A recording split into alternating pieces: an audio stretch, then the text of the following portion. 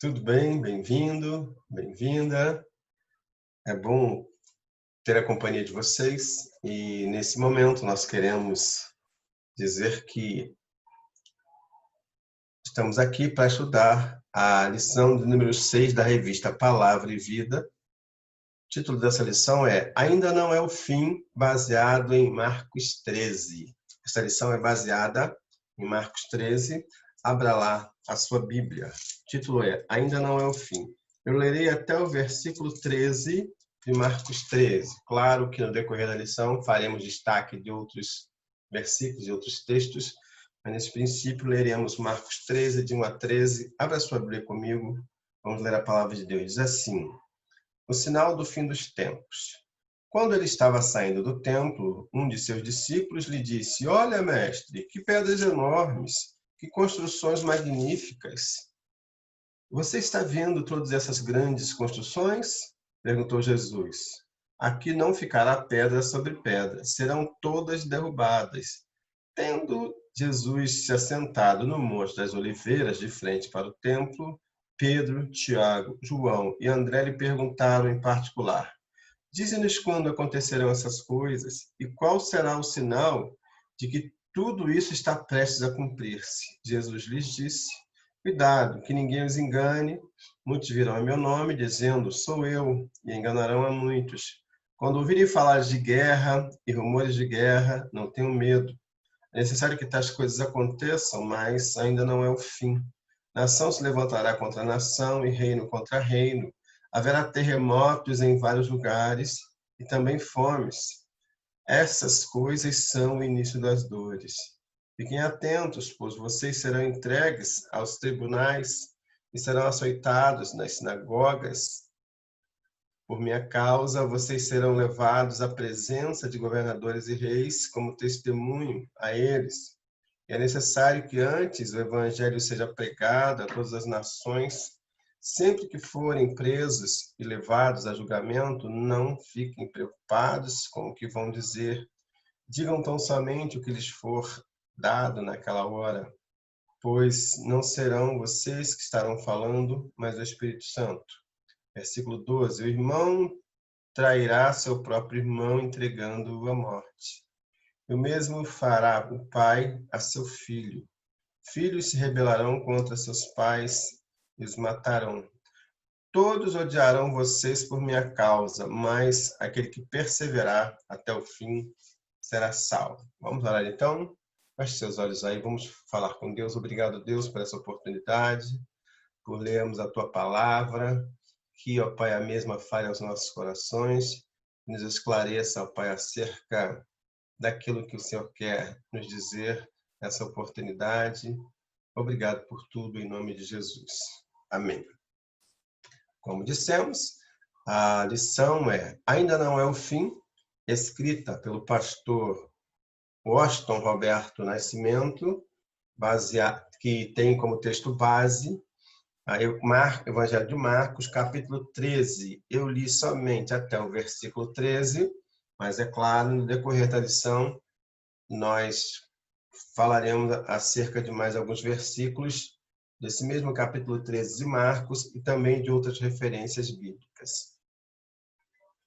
O assunto do capítulo 13 do Evangelho de Marcos abrange a queda do templo, a volta de Jesus e o fim do mundo. E esse assunto, esses três assuntos, têm o seu equivalente, ou têm as suas menções paralelas lá em Mateus 24 e 25 e também em Lucas 21. Esses textos, esses três evangelhos, fazem menção desses acontecimentos ou dessas profecias, predições. Sempre bom lembrar que a Bíblia sempre tem o lado histórico, não é? O lado histórico, mas ela tem também aquele seu lado profético. Muitas coisas aqui já aconteceram na história. Por exemplo, a queda de Jerusalém, a queda do Templo de Jerusalém já aconteceu, mas é claro que isso também tem o seu significado espiritual. E são exatamente essas questões que a gente vai tentar abordar e respondê-las sem confundir uma coisa com a outra. Então, Jesus, ao sair do templo, ouviu um dos seus discípulos exaltar a arquitetura daquela grande construção. E aquele templo ao qual aquele discípulo se referiu, aquele templo não foi o primeiro templo que o rei Salomão construiu.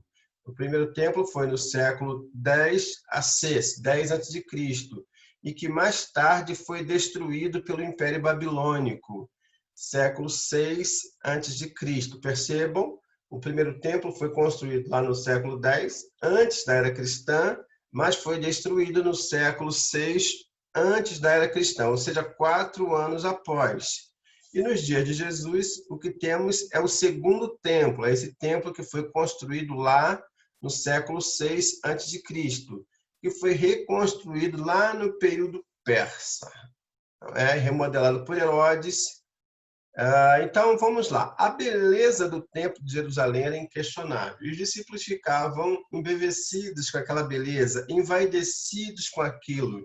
E então, Jesus estava falando acerca de acontecimentos futuros, estava falando acerca de um culto verdadeiramente prestado a ele, quando os discípulos começaram, Quando os discípulos começaram a elogiar o templo, a elogiar a estrutura física. E como eu já disse, a beleza daquele templo era inquestionável, mas ao ouvir os elogios dos seus discípulos a respeito da maravilhosa construção, Jesus os surpreendeu imediatamente, predizendo um julgamento implacável sobre aquela casa de culto e sobre toda a nação. Ele disse assim, olha, tudo isso vai ser destruído e não ficará uma pedra sobre a outra pedra.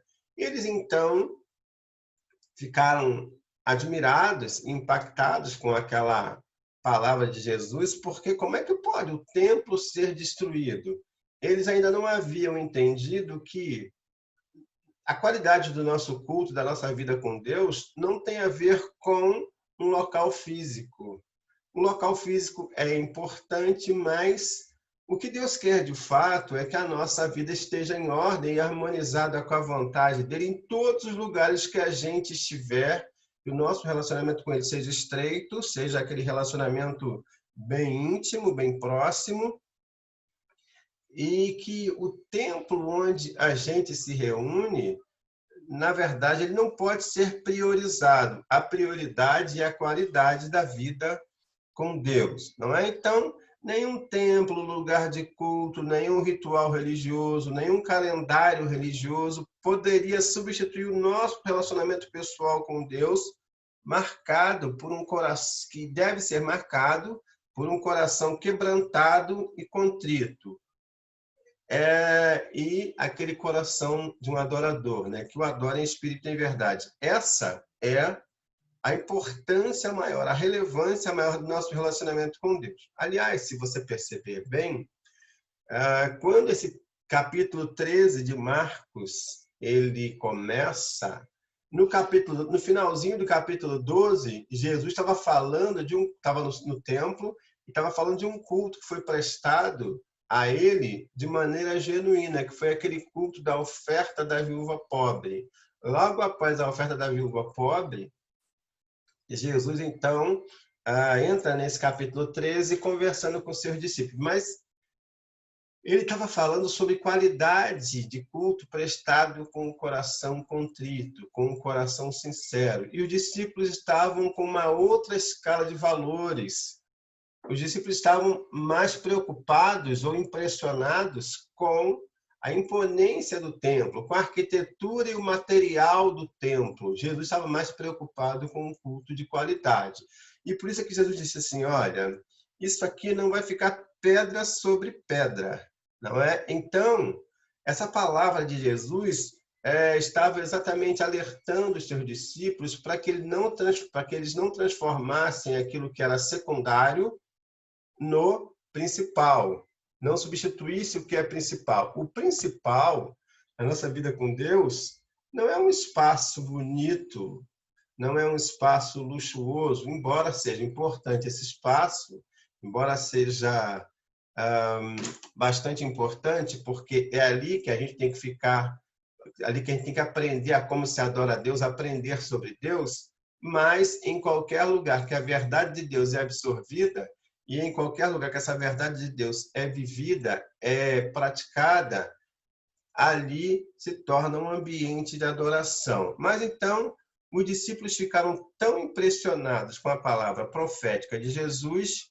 que lhe fizeram várias perguntas, não é? Então eles começaram a perguntar. A primeira pergunta que eles fizeram foi, se você olhar lá nos textos paralelos, Mateus 24, né? Mateus 24, se você olhar lá também em Lucas, os discípulos vão fazer as seguintes perguntas: quando será a destruição desse templo? Quando será a sua vinda com poder e glória?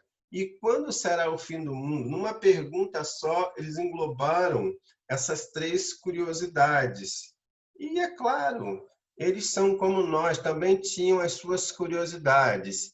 E as respostas de Jesus para essas perguntas requerem cuidados especiais, porque elas se encontram interligadas. Tem pessoas que acham, está havendo terremoto ali, Jesus vai voltar agora. Não é assim, não foi isso que Jesus quer dizer. Algumas coisas até aconteceram, disso que Jesus predisse. A queda do templo de Jerusalém, a destruição, a demolição, já aconteceu. A volta de Jesus ainda não. O fato de Jesus dizer que isso seria o princípio das dores, que essas coisas aconteceriam numa sucessão de tempo, não quer dizer que vai acontecer uma hoje e outra amanhã. Algumas coisas aconteceram, outras ainda vão acontecer. Jesus ainda não voltou, então, mas ele disse que vai voltar. Mas é preciso que a gente tenha esse cuidado para não misturar e achar que se tem pai matando filhos, tem filho matando pai, então Jesus vai voltar hoje. A gente não sabe qual é esse dia. Isso seria o sinal, não é? O sinal, mas esse tipo de coisa já aconteceu e vai continuar acontecendo, porque quanto mais o ser humano se afasta de Deus, mais ele faz coisas que desagradam a Deus. Então, é bom a gente se lembrar que, naquele momento, Jesus estava chegando ao final do seu ministério aqui na Terra. E, naquele momento, ele estava em seus últimos dias dessa caminhada terrena. E havia uma tensão espiritual e política. Não se pode olhar para a questão espiritual ou da comunhão com Deus sem olhar os políticos que estavam por trás fazendo as suas manipulações, não é? Então, os líderes judeus estavam no encalço de Jesus, queriam prendê-lo e matá-lo. Então, a gente precisa estar atento a alguns detalhes para que a gente não confunda uma coisa com a outra, não é? Então, o autor da lição, o pastor, ele vai destacar aqui alguns aspectos bastante interessantes. O primeiro aspecto que ele destaca aqui, tenham cuidado para que ninguém engane vocês. Claro que esse destaque ele vai fazer baseado lá no versículo 5 de Marcos 13, que você já leu comigo. Veja o que Jesus diz. Então Jesus começou a ensiná-los e ele disse: tomem cuidado para que ninguém engane vocês. É muito difícil ser enganado, mas muita gente, é muito triste, melhor dizendo, ser enganado. Mas muita gente tem sido enganada ao longo da história porque tem acreditado nos sinais de seus dias como sendo os sinais mencionados aqui por Jesus. Guerras, rumores de guerras, terremoto e fome, isso sempre existiu. A fome sempre existiu. Jesus ensinava até a ajudar os pobres na época dele. Não é? Guerras sempre existiram. Lá no Velho Testamento já havia guerras. Então, a gente precisa estar atento para não ficar marcando o dia para Jesus voltar, até porque isso não nos compete. E nós precisamos também ter cuidado para não sermos enganados pelas falácias ou pelos falsos profetas que existem por aí, que andam marcando o dia para Jesus voltar. Não é? Então, esses sinais aos quais Jesus fez referência acontecem em diferentes tempos, diferentes períodos da história, não é? Em diferentes períodos da história. Então, a gente precisa estar atento para isso. precisamos tomar cuidado para não sermos enganados. É por isso que precisamos conhecer bem a palavra de Deus, para não nos precipitarmos em dizer que Jesus vai voltar amanhã, só porque hoje houve um tremor de terra ou houve rumores de guerra. O templo de Jerusalém já foi destruído? Já. Já houve alguns terremotos? Já. Desde a época de Jesus, até antes disso já acontecia. Já houve guerras e rumores de guerra? Já. Mas Jesus não falou quantas haveriam para depois ele voltar. Ainda bem que ele não falou, não é? Então nós não podemos ficar preocupados com isso e não podemos ficar preocupados com a data desse acontecimento. Precisamos estar preocupados com a nossa vida em dia, com a vontade de Deus, porque o restante é com Deus. Há coisas que não nos competem sabermos. Há coisas que que Deus não revelou a ninguém, para que o homem tomasse os seus devidos cuidados e ficasse atento, mas não nos compete saber. Ponto 2 que o pastor destaca é: tenham cuidado na hora do sofrimento. Ele se baseia em Marcos 13, capítulo 9. Tenham cuidado na hora do sofrimento. Diz assim o texto, Marcos 13, capítulo 9. Vocês precisam ter cuidado, porque vocês serão presos e levados aos tribunais e serão chicoteados nas sinagogas por serem meus seguidores. Vocês serão levados aos governadores e reis para serem julgados e falarão a eles sobre o evangelho. Claro que muitas dessas coisas aconteceram na época de Jesus. Muitos cristãos morreram por servirem a Cristo. Ainda hoje muitos morrem. Na verdade, esse é o lado histórico da Bíblia. Esse é o lado social, sociológico da Bíblia. Ainda hoje, no nosso mundo, há cristãos que se eles disserem no local público que eles são cristãos, eles são expulsos, eles são maltratados. Não é o nosso caso aqui no Brasil. Então, o que Jesus disse é que nós enfrentaríamos oposição, enfrentaríamos perseguição, nós não seríamos bem vistos por muitos pelo fato de servirmos a Ele, mas cada um dentro do seu contexto, dentro da sua realidade. Por exemplo, nós sabemos de casos no Brasil onde há missionários que, pelo fato de uma outra religião predominar naquele local, há missionários que não são mortos, mas seus filhos são impedidos de estudar em algumas escolas. Por quê?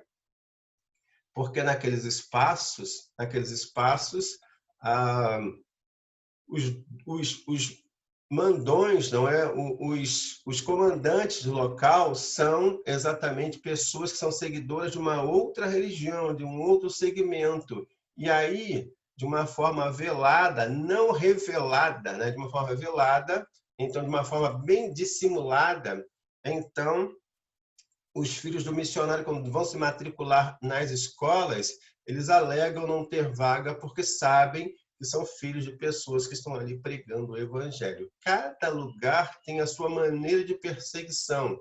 A gente não pode homogeneizar, padronizar. O que Jesus disse é que nós enfrentaríamos sofrimentos, mas cada um de acordo com cada um de acordo com a realidade local. Como eu já disse, em países islâmicos, se alguém aceitar Jesus, ele é expulso da família, ele é rejeitado da família. Aqui no nosso país, como eu acabei de falar, em alguns lugares, se alguém aceitar Jesus, ele é impedido de trabalhar em alguns segmentos. Eu já fui pastor de uma igreja que tinha uma congregação, um local onde havia uma predominância do catolicismo romano. E por conta disso, naquele local pequeno, o local vivia de plantio de rosas. A economia principal daquele local era plantio de rosas, um bairro pequeno, onde ficava aquela congregação. E lá naquele bairro pequeno, a pessoa que era dona da maior empresa que plantava rosas era membro de um outro segmento religioso, como eu já falei. E quando as pessoas se convertiam, aceitavam Jesus, elas eram demitidas e eles diziam o seguinte: olha, você agora não é da lei dos crentes, então você agora tem que pedir emprego para eles, porque aqui você não trabalha mais. É uma realidade que acontece aqui no Brasil. Aqui não se paga com a vida, pelo menos declaradamente, porque a nossa Constituição não permite. Mas há lugares onde a Constituição dá espaço para isso. Aqui nós vivemos num país laico, um Estado laico, né? Onde não há uma religião oficial, então não se pode fazer isso. Mas há lugares ainda hoje que isso acontece. O que Jesus estava querendo dizer é exatamente isso, que nós seríamos perseguidos. Claro que cada um segundo a realidade do lugar onde vive. Mas o mais importante que Jesus está querendo dizer é o seguinte, é que há muitas pessoas que abandonam a fé em Deus diante do sofrimento. E a Bíblia ensina que é impossível uma vida sem sofrimento, mesmo quando a pessoa procura fazer tudo certo.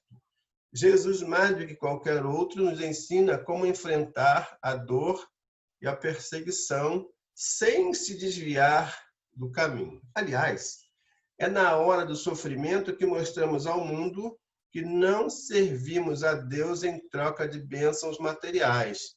Deus não compra a nossa fidelidade com favores. Caso fosse assim, nossa relação com Ele seria uma relação mercantilista e o nosso caráter mercenário. Ou serviríamos a um Deus utilitário. Enquanto Ele estiver me dando coisas boas, então eu caminho com Ele. Quando a coisa começa a apertar, então eu não sirvo mais, porque eu sirvo baseado numa relação de interesse. E, na verdade, essa não deve ser a postura cristã. Em um mundo que rejeita a Jesus Cristo, precisamos estar preparados para enfrentar a perseguição como algo inevitável. A melhor maneira de fazê-lo, de fazer isso, não é? É vivermos cheios do Espírito Santo, pois, por isso, Jesus nos diz: não se preocupem quanto à hora da perseguição chegar. Digam o que Deus lhes der para dizer. Então, percebam, ele disse, olha, quando vocês passarem por isso, forem perseguidos, não se preocupem, façam a parte de vocês, que a de Deus, Deus vai fazer. Ele vai orientar a forma como a gente deve falar e o que a gente deve fazer. O terceiro ponto que o pastor destaca nessa lição é: tenham cuidado de aprender e saber o que o texto ensina. É o terceiro ponto, não é, que o pastor destaca, e ele então faz esse destaque baseado no texto, no capítulo 13, né, de Marcos, capítulo 13, no versículo, vejam bem o que ele vai dizer aqui, ó. Marcos, capítulo 13, versículo, deixa eu só localizar aqui, Marcos 13, versículo 28 e 29. Vejam bem, Marcos 13, versículo 28 e 29 diz assim: aprendam a lição da figueira. Quando seus ramos se renovam e suas folhas começam a brotar, vocês sabem que o verão está próximo. Assim também, quando virem essas coisas acontecendo, saibam que ele está próximo às portas. Eu lhes asseguro que não passará essa geração até que todas essas coisas aconteçam. Os versículos 28 e 29, não é? Então, o povo de Deus está sendo destruído porque lhe falta conhecimento. É o que diz lá em Oséias, capítulo 4, versículo 6. Uma pessoa sem conhecimento se torna vulnerável e pode ser facilmente enganada por falsos mestres. Há muitas pessoas que se apresentam em nome de Jesus ou em seu lugar em diferentes tempos de nossa história. Elas podem confundir os crentes que não aprenderam bem a palavra de Deus. Satanás e seus servos apenas operam sinais e prodígios com propósitos malignos, realizam plágios, imitações fraudulentas do poder de Jesus e torcem o sentido de suas palavras com um propósito, com interesses pessoais. Nós sabemos que, na verdade, a Bíblia fala que o diabo, não é? ele se transforma em anjo de luz. Aliás, Lúcifer significa isso, não é?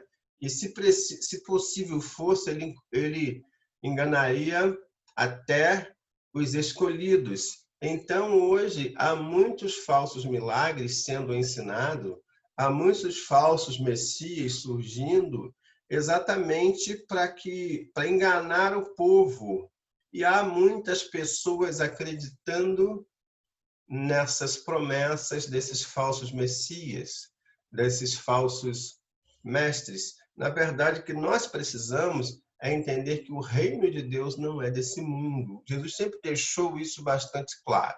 Quarto ponto que o pastor destaca aqui é: tenham cuidado de orar e vigiar. Tenham cuidado de orar e vigiar.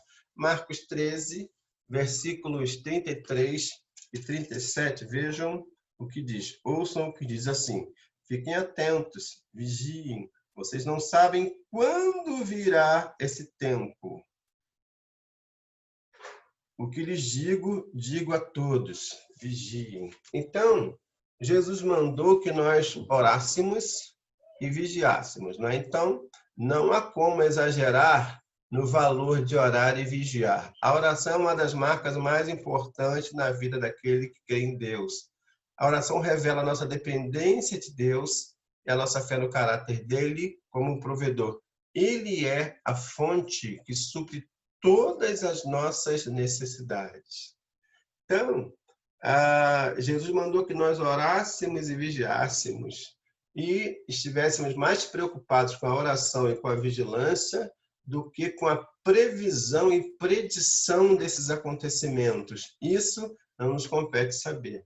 E exatamente essa era a preocupação de Jesus em relação aos seus discípulos, que estavam mais preocupados com a suntuosidade do templo, com a imponência do local onde eles cultuavam, do que com a qualidade do culto que prestavam. Esse era o cuidado que Jesus queria que eles tivessem. Deus pode suprir todas as nossas necessidades materiais, não é? Vocês se lembram do que diz lá Filipenses, capítulo 4, versículo 19? Filipenses 4, 19 diz assim, só para você recordar o que diz lá, diz assim, Filipenses 4, 19.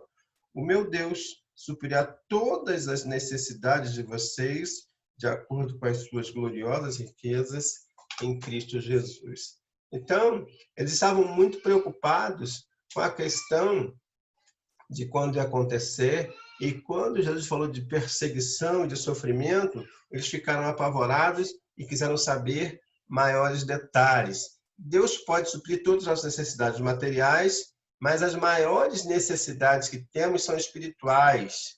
Amor em um mundo cheio de ódio, esperança em um mundo desesperançado, alegria, paciência, sabedoria, todo aquele fruto do Espírito do qual a Bíblia fala lá em Gálatas 5, não é? 22 e 23. Portanto, é muito importante orar e vigiar. São duas coisas que precisam andar juntas na vida do crente. Elas precisam acontecer em todo o tempo, com perseverança, para que possamos estar de pé na presença do Senhor no dia da sua volta, no dia da sua vinda. Volto a dizer, algumas coisas já aconteceram, estão na história. O Templo de Jerusalém, aquele mesmo ao qual Jesus fez referência, ele não existe mais. Ele já foi demolido. Ali construiu-se um novo templo. Aliás, na época em que Jesus estava se referindo àquele templo, lembram que eu comentei lá no início? Já não era mais o primeiro, já era o segundo. Coisas materiais, coisas físicas, passam. Elas não prevalecem, não permanecem para sempre. Mas os ensinos de Jesus vão muito além dessas coisas temporais. Jesus quer que nós nos preocupemos com as coisas atemporais, porque é essa permanência e essa persistência, perseverança no caminho dele é que ele quer que nós tenhamos, porque isso é que significa ter uma vida cristã autêntica e não esmorecendo diante dos desafios que surgem sobre a gente, não é? Que surgem à nossa frente, melhor dizendo. Então, Marcos 13 tem 3 perguntas, né? Quando será a destruição do templo? Isso já aconteceu. Isso é um fato histórico. Se você for procurar na história, você vai perceber que por diversas vezes Jerusalém foi atacada e o templo, a cidade foi destruída. Quando será a volta de Jesus? Bom, isso aí ele não disse quando seria. Ele deu sinais, mas não disse. E quando será o fim do mundo? Isso também ele não disse quando seria. Então, as respostas de Jesus, em resumo, são: ninguém sabe o dia e a hora, mas vocês precisam, nós precisamos estar preparados, pois pode ser a qualquer momento, não é? Só você dar uma olhadinha lá em Marcos 13, de 33 a 37, dá uma relê lá que você vai ver que ele destaca alguns fatores que demonstram esse tipo de coisa. Sabemos que a destruição do templo de Jerusalém aconteceu no ano 70 depois de Cristo. Isso já aconteceu, é um fato histórico, através de Tito. Contudo, a volta de Jesus e o fim do mundo aguardamos com oração e com fé. Como eu disse, há coisas que são históricas. A Bíblia tem o seu lado histórico, nós não podemos ignorar esse fato. Se a gente achar que tudo que está escrito ali ainda vai acontecer, a gente vive num mundo fantasioso. A Bíblia tem o seu lado histórico, tem o seu lado também da fé, o lado profético também. Então, as perseguições sofridas pela igreja primitiva, à luz do Novo Testamento, servem de alerta para nós, pois o mesmo Jesus que ensinou para ela também ensina para nós as mesmas coisas, as mesmas perseguições, não é? Que elas sofreram, nós também sofremos. Quando digo as mesmas perseguições, são, lógico, as contrariedades, as afrontas, mas não quer dizer que vai acontecer exatamente a mesma coisa, como eu já disse. Há países em que se paga com a vida, há outros em que você sofre aquela perseguição velada, mas ambas são sinais de rejeição ao Evangelho de Jesus. E para você pensar, né? Para você pensar, nós habitaremos com ele em um novo céu e uma nova terra. Só não vai haver perseguição e nem rejeição lá no céu. Apocalipse 21:1 fala isso. Vamos, pois, continuar servindo com fé e amor. Estejamos prontos, ele é a nossa alegria e esperança. Vigiem e orem. Então, querido, se você está esperando uma vida fácil aqui nesse mundo, com todos os acontecimentos políticos, sociológicos que concorram para a sua alegria, você está enganado. Aqui nós vamos ter sempre luta. Só não vai haver luta lá no céu. Apocalipse fala: todas essas coisas são passadas. Então lá a gente não vai enfrentar esse tipo de situação, né? De oposição, porque lá o céu é um lugar escolhido por pessoas, lugar escolhido, preparado, melhor dizendo, para pessoas preparadas. Então lá todos serão servos de Deus em espírito e em verdade. Aqui até supostos servos não são servos. Até pessoas que dizem que são, na verdade, as suas atitudes não demonstram que de fato são. A gente não está aqui para julgar ninguém, mas essa é uma análise. A gente precisa saber, precisa ser grandinho para saber discernir, diferenciar uma coisa com a outra. Então, para pensar e agir, né? Vamos lá. O que fazer para que o templo, a liturgia dos cultos e o calendário religioso de nossa igreja não tornem o lugar do nosso relacionamento pessoal com Deus mais importante do que a nossa vida com Deus? Para você pensar, o que a gente pode fazer para não tornar o espaço em que a gente cultua mais importante do que a vida que a gente tem com Deus? Segundo ponto que o pastor nos coloca aqui para pensar: por que algumas pessoas são seduzidas por falsas doutrinas e falsos líderes? Vem para cá que você vai ficar rico. Alguém sai correndo para lá.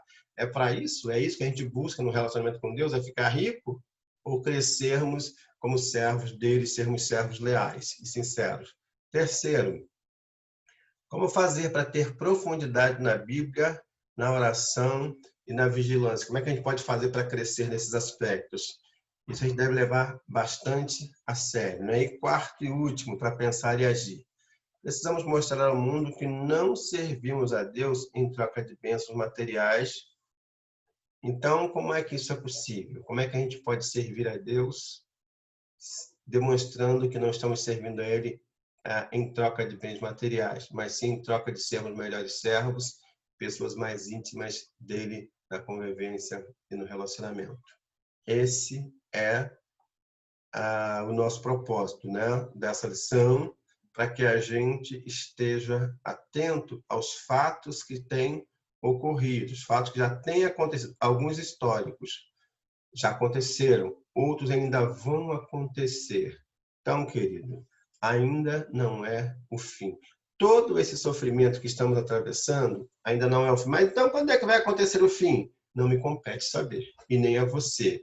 O que me compete é viver de forma aprovada com Deus. O que te compete é viva de forma agradável a Deus. O restante não é com você e nem comigo. E que Deus nos abençoe, nos ajude a sermos fiéis a Ele. Amém?